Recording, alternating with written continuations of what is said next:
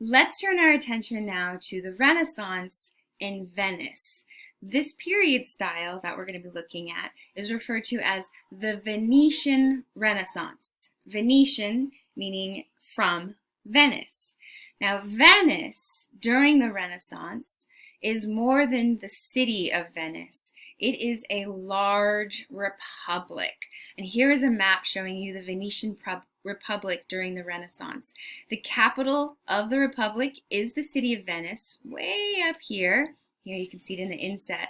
But during the Renaissance period, Venice had control over lots of land up and down the Adriatic coast, and for a time even controlled some of the major Greek islands.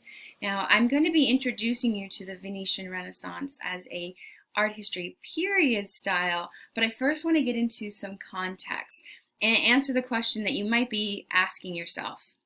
Why aren't we just calling it the Italian Renaissance? Venice is Italy, right?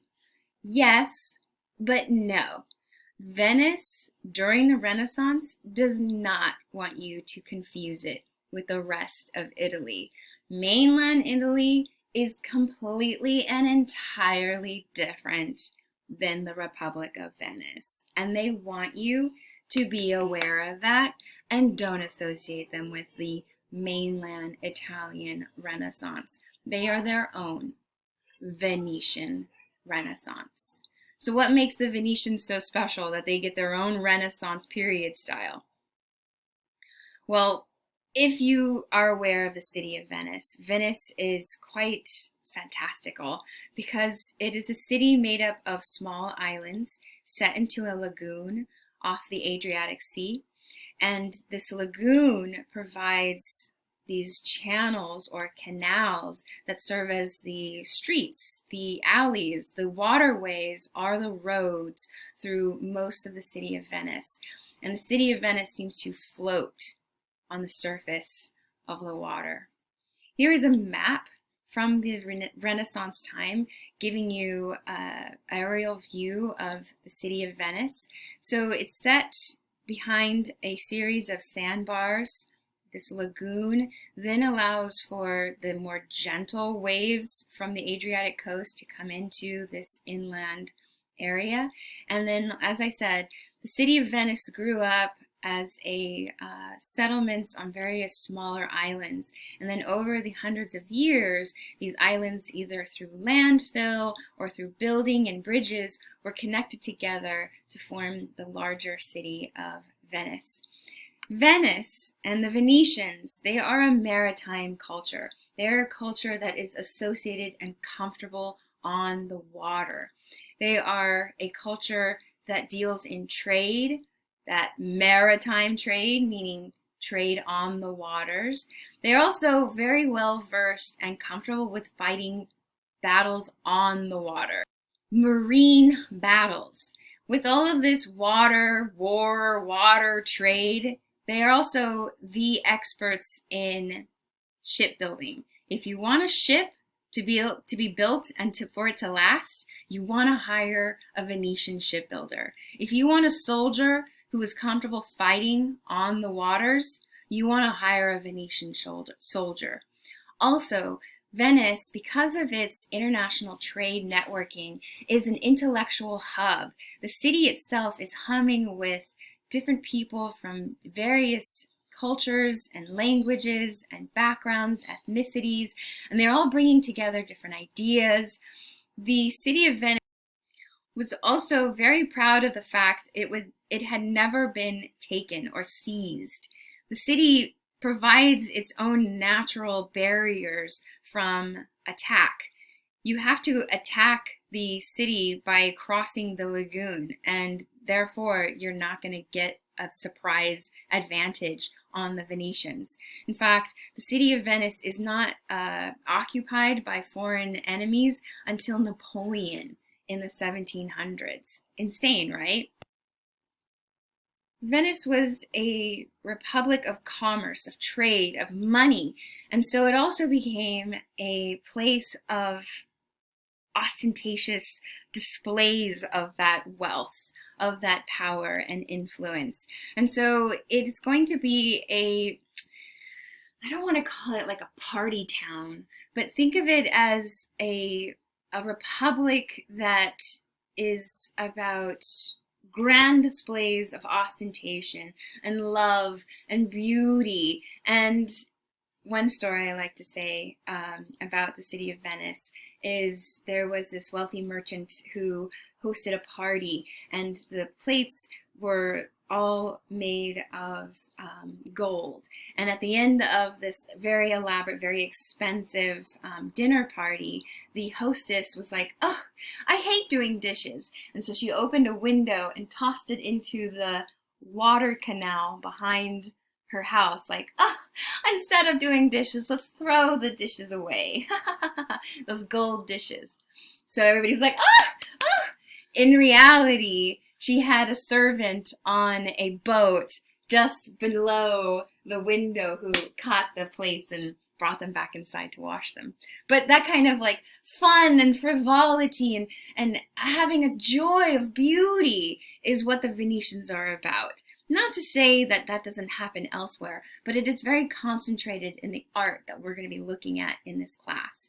Here, the city of Venice, in this painting, we see a procession of boats. This is a parade that would be happening, a carnival that would be happening, in which all of the highest of society, those who were there to impress, to be seen and see others, are out on the waters together. This elaborate ship here is that of the leader of the Republic, the Doge. Doge is Italian for Duke. Now you might be thinking, wait a minute, you said it's a republic and now you're saying the Doge is a duke? I get it. Great question. The Doge is a duke in title, but he is elected by a representative body. So it is a republic that has a figurehead, the Doge, and this is his elaborate boat here. Here's another painting of Venice. I love this one because I want you to understand the kind of hustle and bustle of a Venetian. Not only do they feel very comfortable in the water and trade internationally, but they're going to be bringing in all of these exotic goods through the city of Venice. Then it is funneled out and sold to the rest of Europe. So you're going to see and experience sights and sounds that are, well, exotic for the rest of Europe. Spices and textiles and textures and languages. Everybody in the city is hustling and bustling through, and I love Venice. Okay, obviously I'm very excited about it.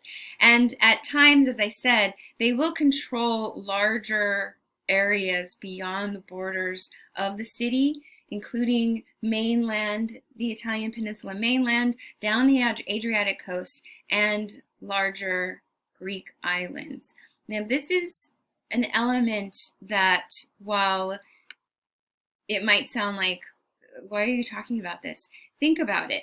They take, by force, these other islands through the Mediterranean as a way to set up headquarters, camps, safe zones for their own Venetian boats, their own Venetian merchants. They're stretching the boundaries of the Republic in order to maintain and exert control over international trade in international waters. It is during the Venetian Republic that we see a influence of Islamic art and Islamic culture, because they are very closely working with the Islamic empires in the Near East, on the eastern side of the Mediterranean. They're going to set up and have a very close and sometimes difficult relationship with the Ottoman Empire, and further and beyond along the Silk Road through the Asian continent and reaching up through China. Venice, it is just amazing. In fact, that difficult relationship with the Ottomans will break out into the Venetian-Ottoman War. This painting here is a dramatization of the war in which the Turkish Ottoman Empire and the Venetians were battling for control over major trade routes to the east. And it was also a religious battle because the Turks are Islamic and the Venetians are Christian.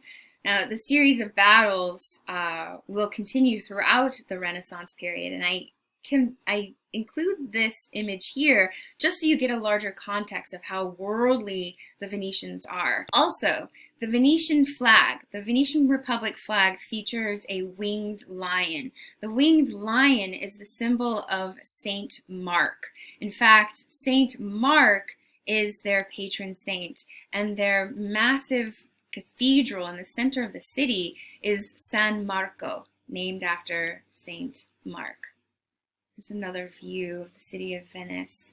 It's loud, it's noisy, it's polluted. Just imagine people shouting and waving and talking and selling. Oh, here's an aerial view of the city of Venice as it stands today.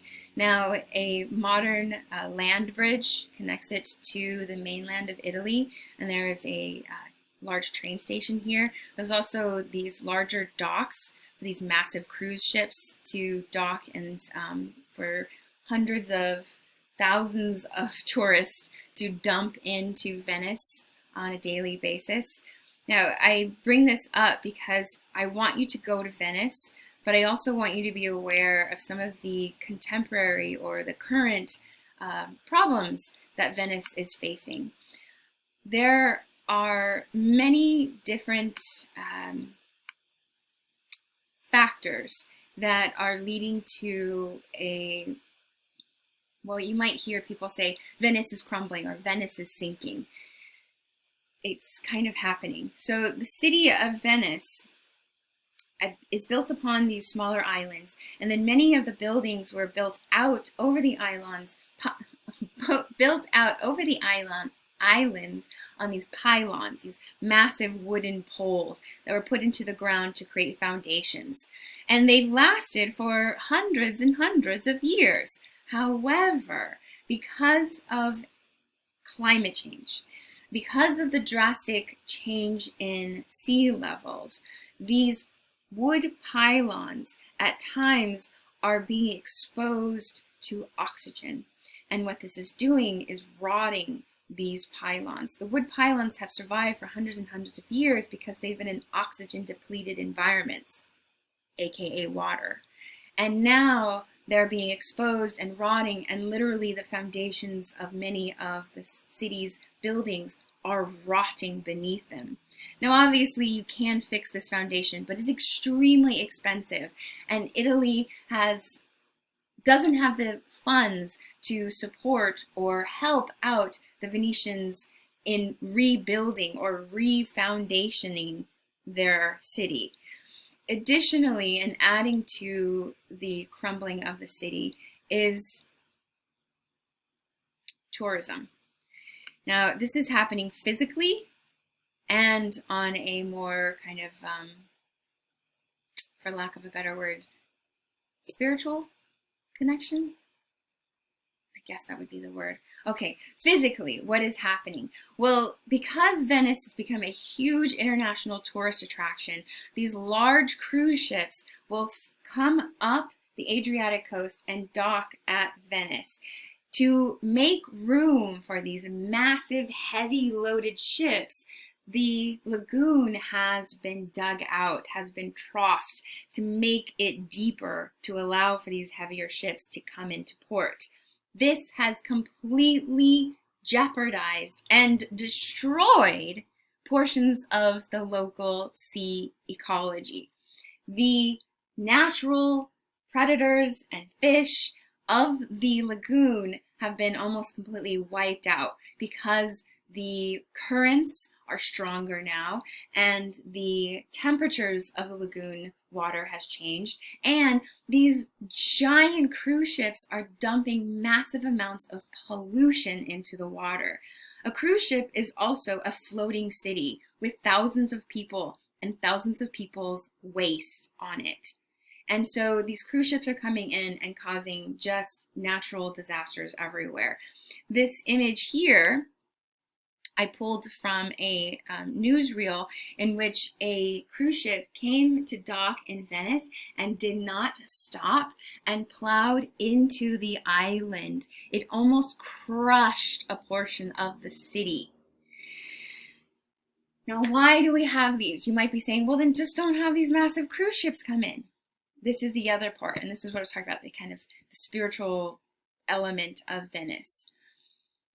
It's expensive to live on the island of Venice because everything has to be imported to the island. All of your food, all of your clothes, all of your materials need to be imported. And that means it's expensive to live day to day on the island. And what we have seen is many young Italian families from Venice are moving out because they simply cannot afford to live there anymore. So there's less of a everyday people population in Venice, and we're seeing large buildings and houses being vacated because nobody's living there. Schools are closing because there's no more little kids running around. And it is then being filled with tourists who will be dropped off on these ships at 8 a.m. and then they need to spend their day on the island, and then they need to get back on the ship at 10 p.m. And so then they get back on the ship and then they leave, and then Venice is deserted. There's no day-to-day life in Venice like there used to be. To encourage people to move back and live on the island, the Italian government has offered subsidies, tax breaks for encouraging young families to come back and live. I encourage you, if you are up for an adventure, try to move to Venice and live there. I would love to come visit you. So that's what I'm talking about. The spirit of the city is dying. And we have instead this, many people call Venice the Disneyland of Italy because it's just a large magical tourist attraction. Now I say a magical space because you cannot deny that it is breathtaking. This is just a side alley, a side canal in the middle of Venice. There's nothing special, and yet it is amazing. I honestly can tell you that when I was an undergraduate, I took a class on Venetian Renaissance, and I was like, yeah, everybody loves Venice. It's on the water. There's plenty of other cities on the water.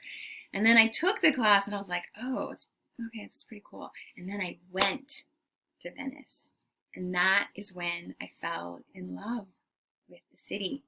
There's something about the sounds, the light, the pace of your movement through the city. If you're really good with maps, throw them away because you're going to get lost. I am really good with direction, and I got lost a lot in Venice. And that's okay because you're supposed to get lost. You're supposed to just discover. You discover the city. You discover a little about yourself. I know, you're thinking, Miss Cortez, whatever. I'm telling you, it's something insanely precious. They love to show their city as living or hovering somewhere between heaven and earth. It lives on the surface of the water. Now, as I said, at the time of the Renaissance, it was a republic, and the republic is led by the Doge. I'm giving you this view because this is our view into the center of the city. Here we are coming upon it.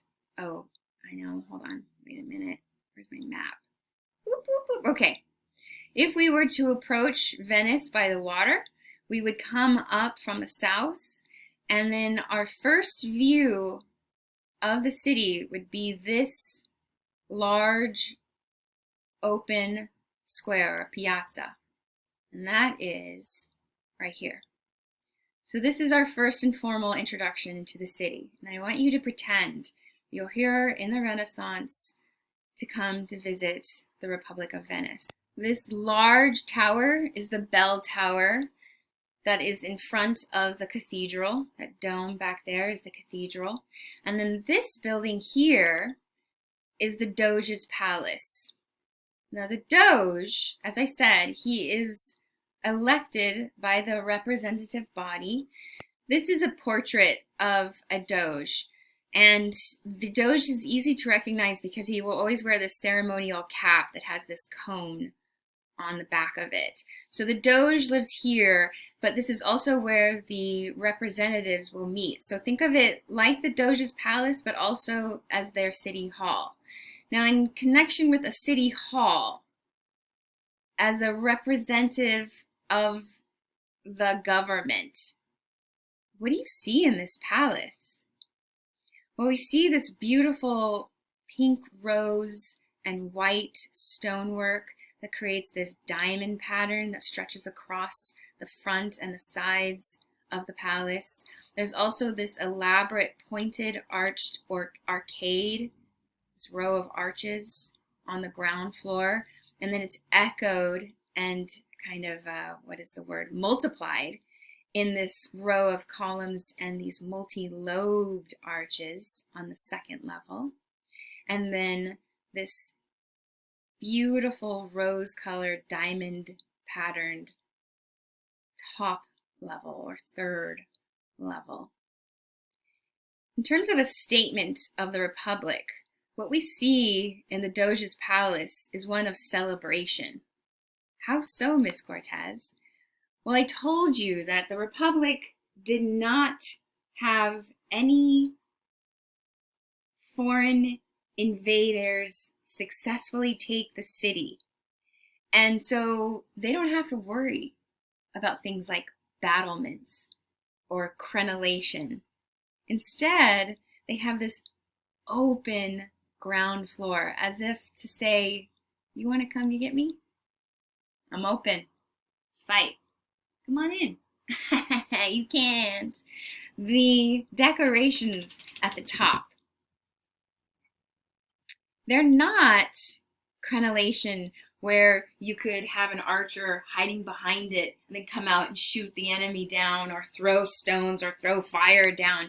Instead, they're these open, kind of almost like lace-like patterns. So they're saying here, we don't need to have anybody hiding at the top of our roof, because come at me, bro. Try. You ain't gonna get far. Instead, this entire space seems almost like a piece of fabric. That diamond-shaped pattern, the textile, and then we have these trimmings of lace at the top, and then the way that that row of arches below, it looks like a pattern of lace.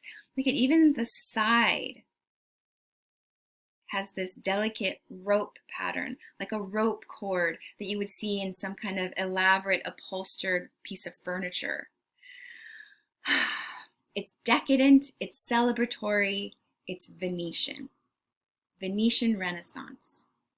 Also, these multi-lobed arches, multi-lobed, two or more multi-lobes, or these kind of scallops. This multi-lobed arch is characteristic of Islamic architecture.